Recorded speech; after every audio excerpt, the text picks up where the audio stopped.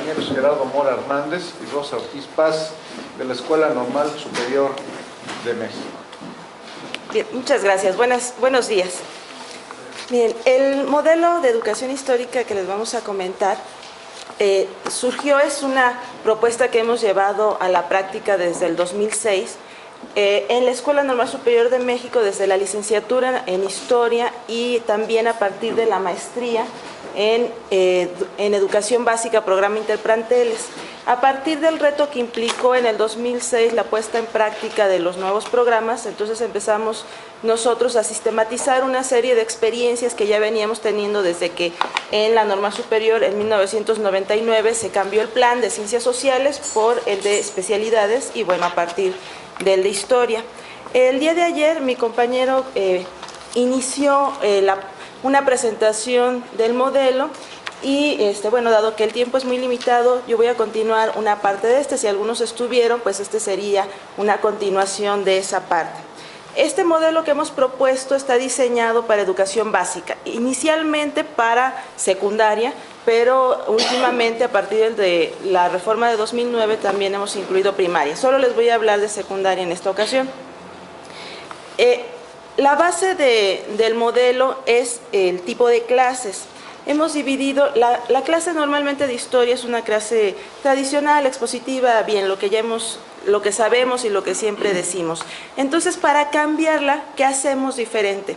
Y propusimos algo que hemos llamado las clases interactivas y las clases activas. Estas se realizarían en distintas etapas, más adelante les comento cuáles. Las clases interactivas consisten en llevar fuentes históricas, inicialmente fuentes no documentales, que son más complejas de analizar, sino posteriormente, y fuentes forzosamente históricas, fuentes primarias, para iniciar la apertura de la clase. Las secuencias didácticas, como todos sabemos, pues se han dividido en apertura, desarrollo y cierre. Entonces, para la apertura de la clase, iniciar con una fuente histórica y después la información que se va a ir sistematizando en la clase, organizarla sistematizarla en organizadores gráficos y heurísticos. Más adelante les explico también estos. Y la otra parte sería la realización de talleres y proyectos de integración autónoma. La que sigue, por favor. La clase interactiva, como les mencionaba, implica el planteamiento de un problema inicial con las fuentes, con la apertura por medio de fuentes y el organizador gráfico. Y en las clases activas, los talleres estarían organizados en museología, periodismo y dramatización, la que sigue. Y los proyectos serían autónomos y situados. La que sigue, por favor. Para iniciar la clase, la apertura con fuentes, hemos llamado a esta apertura ventanas, como el símil de que una ventana nos permite observar a través de. Entonces la fuente nos permite observar hacia el pasado, ¿no? Que nos permita observar a través de. Y hemos considerado 3 ventanas para mirar hacia el pasado y en función de ellas elegir la fuente histórica que nos permitiría realizar este tipo de mirada hacia el pasado. Las sensibles, que implicarían obviamente los sentidos, lo que se pueda tocar, en su caso tal vez probar, escuchar y por supuesto mirar. Las afectivas, que implicarían fuentes que involucren las emociones especialmente, que provoquen algún tipo de emoción. Las inquisitivas, que tendrían que ver con lo racional, es decir, que nos planteen preguntas, problemas, y las valorales, que nos cuestionen acerca de los valores de otra época, diferentes a los que tenemos hoy especialmente. De tal forma que el análisis con fuentes, el análisis de estas fuentes se haría ya en el desarrollo con heurísticos y organizadores gráficos. Los heurísticos es una propuesta que considera o clasifica lo que hacen los historiadores al analizar las fuentes, es la crítica de fuentes. Entonces, es las operaciones cognitivas que realizan los historiadores cuando hacen la crítica de fuentes, que sería la corroboración, que en este caso es comparar una fuente con fuentes de otro tipo, diferentes, la documentación que es saber cuál es el origen de la fuente, quién la elaboró, cuál es el autor, por qué, con qué propósito se hizo, y la contextualización, que implica en qué época se hizo, en qué lugar se hizo. Entonces, todos estos elementos que nos permiten analizar la fuente y nos dan información. Entonces, la clase interactiva se va construyendo a partir del análisis de estas fuentes, no del discurso del profesor que dice la revolución industrial fue X, Y, Z, sino a partir de fuentes, por ejemplo, de X proceso histórico, y al análisis de esta a través de los heurísticos, la información que las fuentes nos van proporcionando se sistematiza en los organizadores gráficos que hemos clasificado en cronológicos, monográficos y analíticos, que también implican ciertos procedimientos y cierto tipo de pensamiento histórico. Cronológico, como todos ustedes saben, sería la parte diacrónica, los monográficos sería la parte sincrónica, características, y los analíticos el planteamiento de problemas a resolver. Entonces, dependiendo de la información que queramos analizar en determinado momento, elegiríamos el organizador gráfico que nos permita presentar la información de esta manera. A partir de esto, los organizadores gráficos y la clase en general van a tener diferentes niveles de dominio de los aprendizajes esperados. Serían 3 niveles: el de conocimiento, práctica y aplicación. El de conocimiento implica que los jóvenes son capaces de recordar la información que se viene presentando, de recuperarla, de manejarla y de reconocer ciertos conceptos. Ese sería el nivel más básico que se puede trabajar con la información histórica. El siguiente nivel sería el de la práctica, es decir, el que ejercitamos lo que se viene trabajando. Los organizadores gráficos, por ejemplo, les voy a poner el caso de uno muy conocido, pero hay una gran variedad, que sería cronológico, las líneas del tiempo.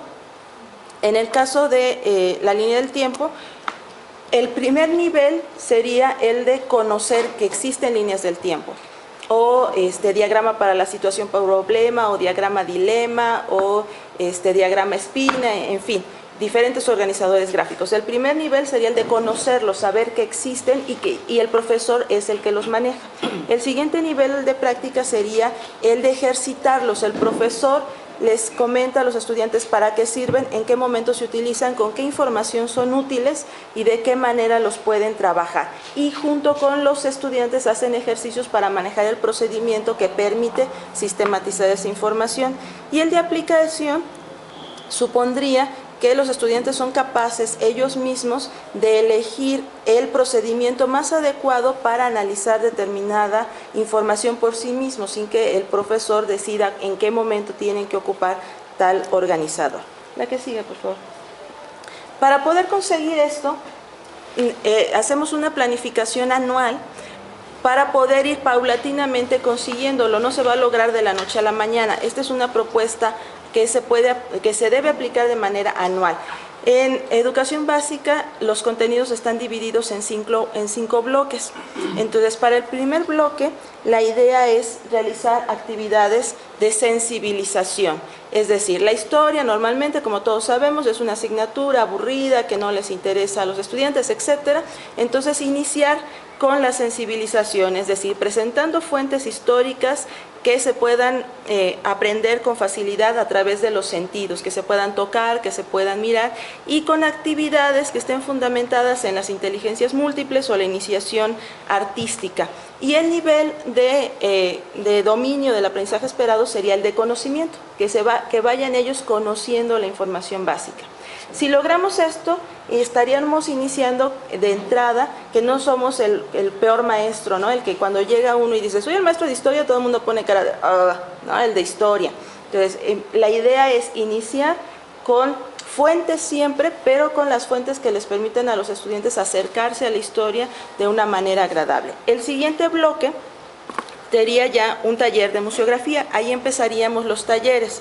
En el bloque 1 tendríamos básicamente las clases interactivas que les mencionaba antes, para en el segundo bloque iniciar con los talleres. El taller de museografía, como le hemos llamado, su intención es seguir trabajando con fuentes, pero ahora los chicos en su acercamiento a la fuente tendrían que reelaborarla o reconstruirla, recrearla. Es decir, en la clase se trabaja con las fuentes como en el bloque anterior, pero ahora ellos al final, ocupando las manualidades, tendrían que hacer representaciones no de situaciones en sí mismas, sino de fuentes históricas para que como producto de este taller se elaborara o se montara un museo con sus cédulas y sus piezas del museo. Entonces el museo va a la escuela, no se trata de, por supuesto que parte de esta propuesta puede ser que los chicos visiten los museos, pero como con mucha frecuencia hemos criticado que van y copian las cédulas, la idea es aquí que ellos construyen el museo. No van a hacer cualquier cosa, dibujitos, sino piezas históricas, o sea, fuentes que son las que tienen que reproducir en función del tema que se esté trabajando o del propósito que quiera realizar el profesor. Entonces este tipo de trabajo va a requerir mayor participación de los estudiantes, más compromiso y trabajo colaborativo, pero todavía de una manera inicial. Y aquí el nivel de dominio del aprendizaje esperado sería el de ejercitación, el intermedio. En el siguiente bloque cambiaríamos a un taller de periodismo en donde se esperan productos escritos, donde se puede ya introducir las fuentes documentales que hemos generado las habilidades de análisis de los estudiantes en los bloques anteriores, y en este ya se pueden introducir el análisis de fuentes documentales. Si iniciamos con fuentes documentales les van a parecer muy áridas, entonces hay que ir generando las habilidades intelectuales específicas que permitan analizar también este tipo de fuentes. En el bloque 4, el siguiente taller sería el de dramatización. Cada uno de estos bloques va implicando mayor nivel de complejidad. Para el taller de dramatización la idea no es hacer cualquier tipo de representaciones, sino que a partir del análisis de fuentes, a través de los heurísticos y los organizadores gráficos, los estudiantes elaboren sus propios guiones, monten la obra, desarrollen el vestuario, etcétera, pero que reconozcan los procesos históricos que están estudiando y a través de la empatía. Para que en el bloque 5 finalmente tengamos un proyecto integrador. La idea del bloque 5 es demostrar las competencias situadas, es decir, lo que ellos han aprendido tanto en lo declarativo y conceptual, procedimental y actitudinal que se ha venido desarrollando a través de los talleres. Ellos van a proponer su propio proyecto, ya no es el profesor que le dice ahora tienes que hacer este tipo de cosas, ellos proponen su propio proyecto, decidirían y regularían la manera en que lo van a trabajar y al finalizar presentarían el proyecto. Esta propuesta, como les decía, no es de escritorio, la venimos trabajando desde el 2006, se ha venido modificando a partir de ese momento, la hemos puesto en práctica en las secundarias a través de los practicantes, los maestros en formación, los profesores en formación de la Escuela Normal Superior de México en distintas escuelas secundarias del Distrito Federal, con condiciones distintas, desde zonas marginadas hasta zonas en donde hay mejores condiciones. Obviamente los resultados han variado, pero ha tenido muy buenos resultados, por ejemplo, en zonas marginadas, que ha afectado también o ha impactado en la percepción que tiene la comunidad hacia la escuela a partir de este tipo de proyectos o de los talleres, porque participa no solo el profesor de historia y sus alumnos, sino otros alumnos de la comunidad, en ocasiones también los padres de familia que asisten a las muestras museográficas o que asisten a la dramatización, y se involucra a la comunidad, se involucra a los padres de familia en los procesos, y bueno, también el reconocimiento y valoración del patrimonio cultural al estar trabajando constantemente con las fuentes. Bueno, pues de mi parte sería todo, maestro. Muchas gracias. Muchas gracias. Bueno, agradecemos a nuestros compañeros de la Escuela Normal Superior de... Mi compañero inició una presentación del modelo. Y bueno, dado que el tiempo es muy limitado, yo voy a continuar una parte de si algunos estuvieron, pues sería una continuación de esa parte. Este modelo que hemos propuesto está diseñado para educación básica, inicialmente para secundaria, pero últimamente a partir de la reforma de 2009 también hemos incluido... Compañeros Gerardo Mora Hernández y Rosa Ortiz Paz de la Escuela Normal Superior de México. Bien, muchas gracias. Buenos días. Bien, el modelo de educación histórica que les vamos a comentar surgió, es una propuesta que hemos llevado a la práctica desde el 2006, en la Escuela Normal Superior de México, desde la licenciatura en Historia y también a partir. Estas se realizarían en distintas etapas, más adelante les comento cuáles. Las clases interactivas consisten en llevar fuentes históricas, inicialmente fuentes no documentales, que son más complejas de analizar, sino posteriormente, y fuentes forzosamente históricas, fuentes primarias, para iniciar la apertura de la clase primaria. Solo les voy a hablar de secundaria en esta ocasión. La base del modelo es el tipo de clases. Hemos dividido, la clase normalmente de historia es una clase tradicional, expositiva, bien, lo que sabemos y lo que siempre decimos. Entonces, para cambiarla, ¿qué hacemos diferente? Y propusimos algo que hemos llamado las clases interactivas y las clases activas. De la maestría en Educación Básica, Programa Interplanteles. A partir del reto que implicó en el 2006 la puesta en práctica de los nuevos programas, entonces empezamos nosotros a sistematizar una serie de experiencias que ya veníamos teniendo desde que en la norma superior en 1999 se cambió el plan de ciencias sociales por el de especialidades y bueno, a partir del de historia. El día de ayer